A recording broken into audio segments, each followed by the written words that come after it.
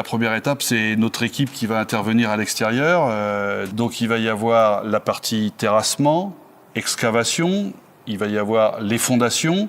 Alors les fondations qui, en règle générale chez nous, sont des fondations en plot-béton, mais en fonction du terrain, on a déjà fait appel avec beaucoup de satisfaction à des sociétés comme Technopieux. Okay. À partir du moment où on a commencé à l'extérieur, on va commencer en même temps tout ce qui va se passer à l'atelier. Ici, du coup. Voilà. Okay. Donc l'atelier, la première étape, c'est la réception des containers maritimes. On travaille surtout sur des 40 pieds iCube. Ils arrivent à l'atelier et donc là commence l'adaptation. Il va y avoir des découpes et des renforts à la demande du projet du client.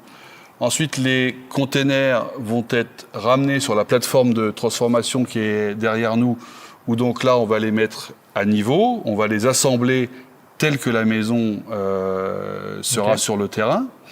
Et là, on va commencer nos différentes opérations. Donc, toujours les mêmes. On va commencer par mettre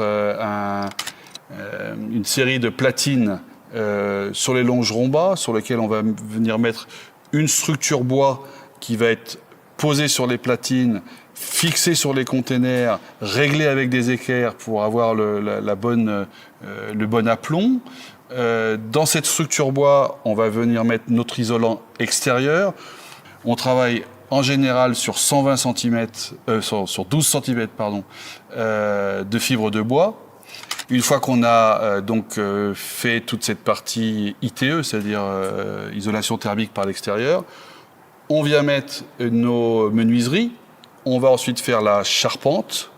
Sur cette charpente, il y a aussi un isolant, en général 240 mm de fibre de bois.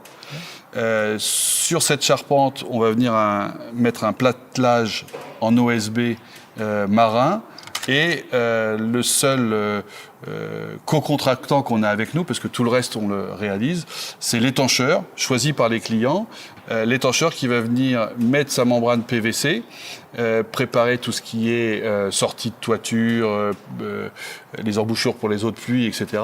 La seule chose qu'il ne fera pas, c'est le recouvrement des laits au niveau des jonctions des containers, puisque chacun des containers va repartir séparément, comme il était arrivé, sauf qu'ils font 30 à 40 cm de plus. Donc ils repartent séparément et ils vont être posés sur le terrain exactement de la même façon qu'ils étaient ici, qu'ils sont ici à l'atelier.